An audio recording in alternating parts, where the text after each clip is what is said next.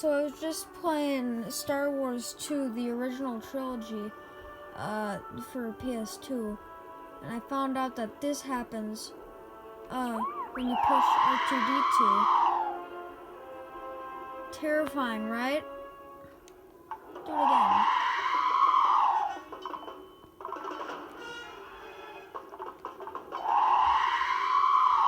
Soak that in. One more time. Oh, no. That's enough.